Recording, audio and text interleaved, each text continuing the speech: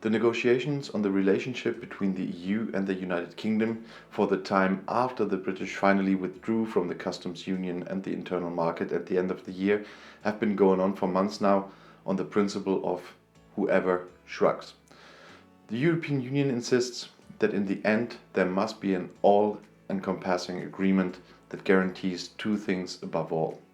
First, in return for duty-free and quota-free access to the internal market, the British should ensure compliance with previous and future EU standards for state aid, social affairs and labour, the environment, climate and taxes.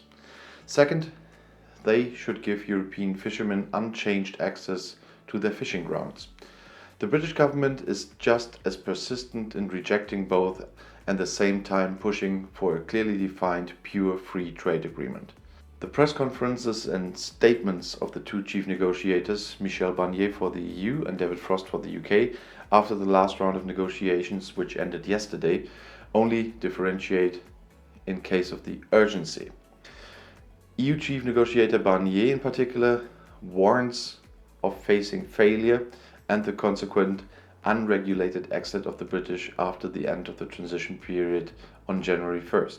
This week it felt more like we were going backwards than forwards, warned the Frenchman accordingly on Friday after the end of the most recent round in Brussels, and continued, an agreement seems unlikely from today's perspective.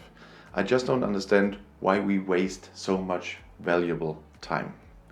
As always, his British counterpart Frost put it more discreetly.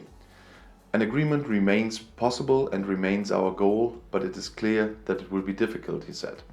In fact, the time for an agreement is becoming increasingly scarce, because the text of an agreement in whatever form has to be ratified before it comes into force.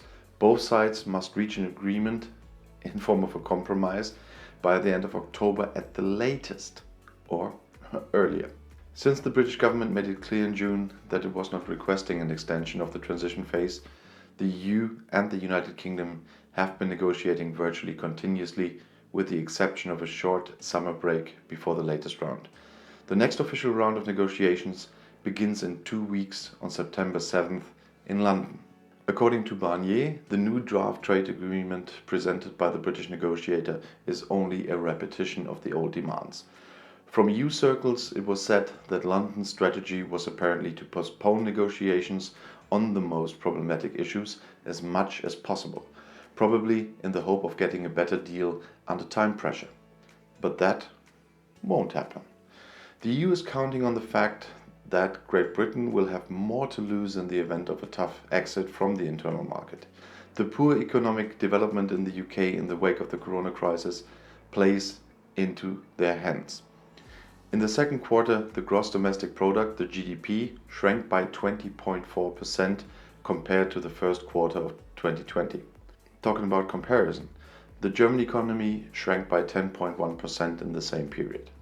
The British continue to hope that individual countries like Germany, which have strong economic interests on the island, will give in and thus force the EU to make concessions.